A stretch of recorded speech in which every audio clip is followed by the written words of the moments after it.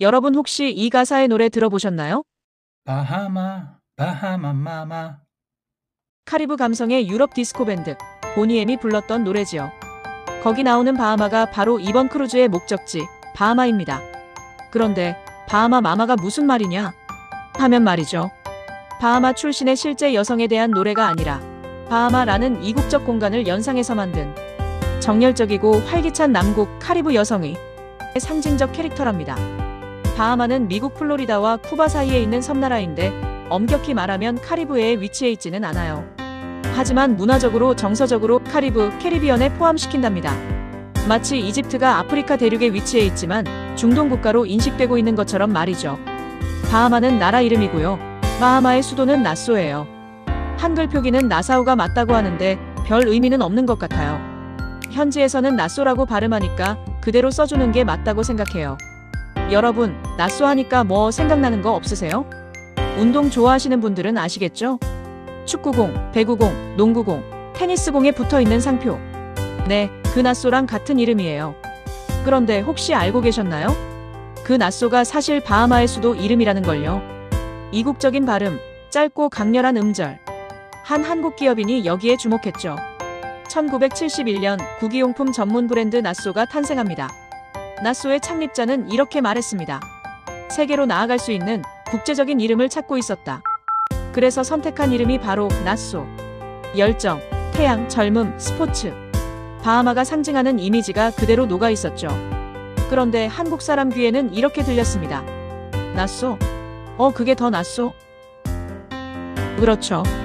한국말로 나쏘라고 하면 낫다, 더 좋다처럼 들립니다. 그런데 창립자는 그런 의도는 없었다고 해요. 하지만 소비자들은 자연스럽게 이렇게 받아들였죠. 다른 공보다 나쏘. 그게 나쏘. 결과적으로 브랜드 이름이 무의식적으로 더 낫다는 긍정적 이미지를 얻게 된 거예요. 이걸 브랜드학에서는 우연한 언어적 중첩이라고 한다는군요. 원래는 외국어 이름인데 소비자의 모국어 감각 속에서 뜻이 자연스럽게 겹쳐지면서 브랜드 인상을 강화하게 된 거죠. 광고 슬로건 더 나은 공, 나쏘도 이중 의미를 교묘하게 살린 예입니다. 그래서 나쏘는 단순한 스포츠 브랜드가 아닙니다. 이국의 지명과 한국어의 긍정적 어감, 이 두 언어가 만들어낸 멋진 콜라보죠.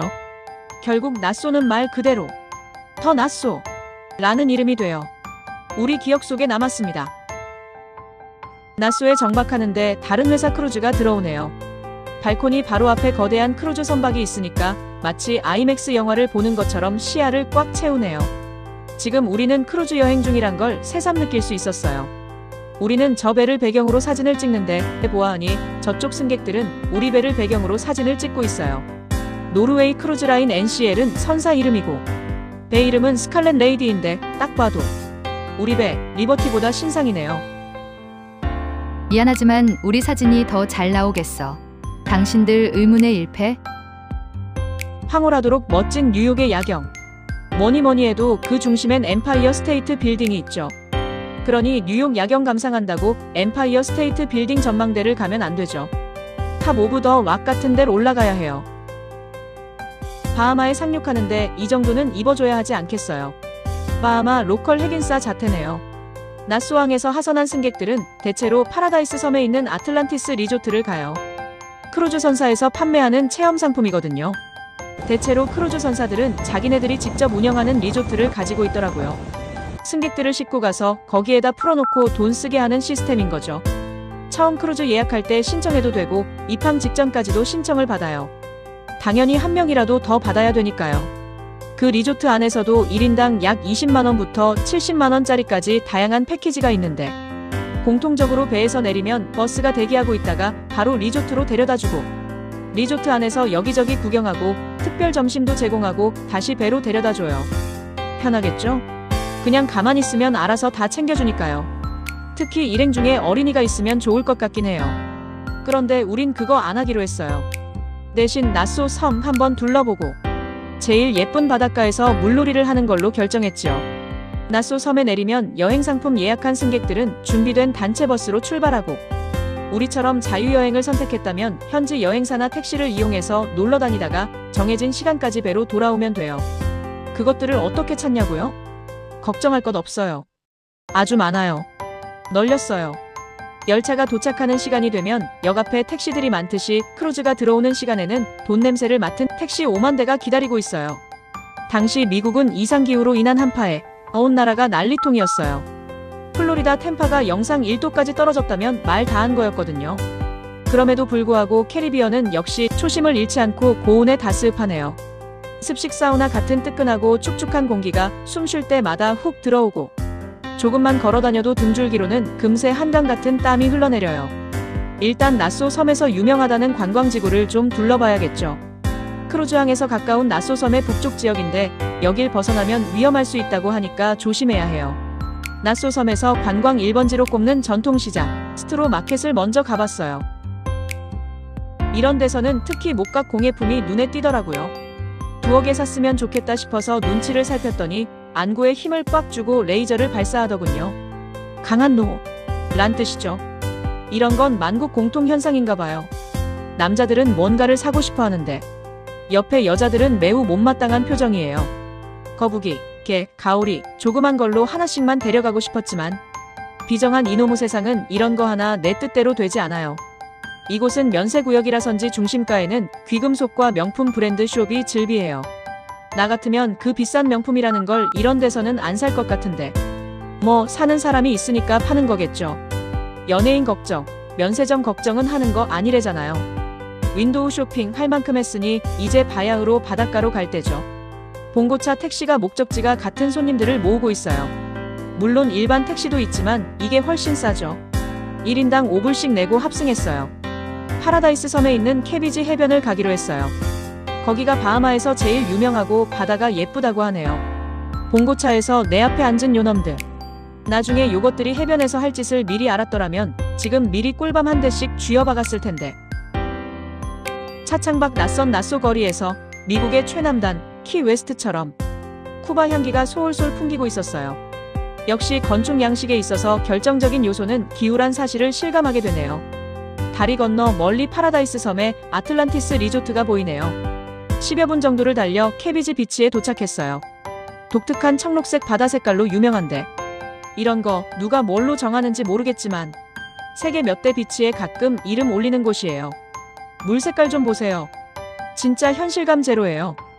왜 비치 이름이 양배추인지는 궁금했었는데 당시는 구글에서도 찾을 수 없었어요.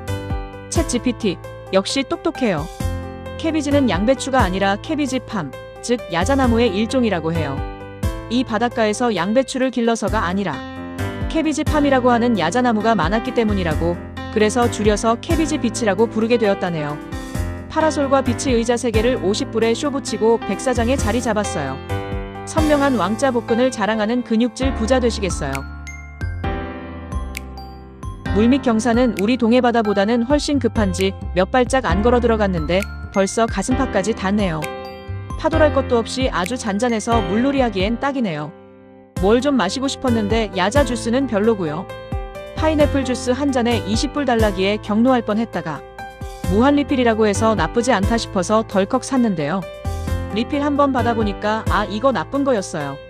리필은 주스 원액을 더 주는 게 아니라 싸구려 파인애플 주스를 얼음과 함께 부어주는 거였네요. 원액 주스 리필 기대했다면 개나 줘버리세요. 날씨 좋고 바다 좋고 모래까지 다 좋은데 마리화나 특유의 꼬릿한 냄새 때문에 기분이 급불쾌해졌어요. 여기도 마리화나는 불법으로 되어 있다는데 몰래 피우는 놈들이 많은가 봐요. 아니, 특히나 이런 청정지역에선 더 못 피우게 해야 되는 거 아닌가요?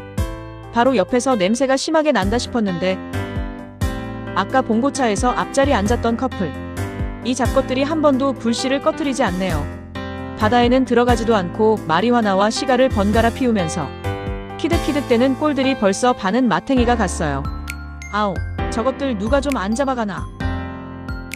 에구, 저리 싫으니 중이 떠나야죠. 사실 놀 만큼 놀았고 더 놀 기운도 없어요. 잠시 머물렀는데도 얼굴이 미디엄 웰던이 됐어요. 역시 카리브해의 태양은 강렬해요. 설렁설렁 크루즈로 돌아와서는 좀 쉬었다가 맛있는 저녁 먹고 기념품 숍에서 쇼핑으로 마지막 일정을 마무리했어요. 배는 밤새 전속력으로 달렸는지 마지막 날 해도 뜨기 전 이른 아침에 처음 출발했던 커네브럴 항으로 돌아왔는데 다른 선사 크루즈도 나란히 입항하고 있어요. 아, 월화의 크루즈. 이건 진짜 멋지네요. 해 뜨기는커녕 아직 달도 안 진 상태라 하루를 까먹는 기분이 들었어요. 결론입니다. 크루즈 여행에 대해 몇 줄 평을 하자면 다들 만족한 여행이었지만 가장 만족하고 더 오래 있고 싶어 했던 이는 바로 엄마. 아주 오랜만에 온 식구가 도란도란 한 방에 같이 지냈던 게 너무 좋았고 모든 종류의 가사노동으로부터 완전한 해방을 만끽하셨대요. 특히 본인이 요리하지 않아도 맛있는 음식이 차고 넘친다는 부분에서 말이죠. 새삼 엄마들의 노고에 감사드리는 바이예요. 저 역시도 그랬었지만 은퇴 후 크루즈 여행을 버킷리스트로 꼽는 분이 많아요. 부모님 댁 보일러도 보일러지만 크루즈 한번 보내드려야겠다 다짐하고 있는 효녀효자도 많죠. 아시아에서 한국어 서비스가 가능한 크루즈 상품도 있다고 들었는데 가장 인기 높은 지중해나 캐리비안 크루즈는 그렇지 않아요. 본인이든 동행자 중에 영어 가능한 사람이 있어야 해요. 중요한 내용을 공지해주는 선내 안내 방송도 알아들어야 되고 심지어는 큰 배 안에서 식당이든 강당이든 어느 한 군데 찾아가는 것도 만만치 않아요.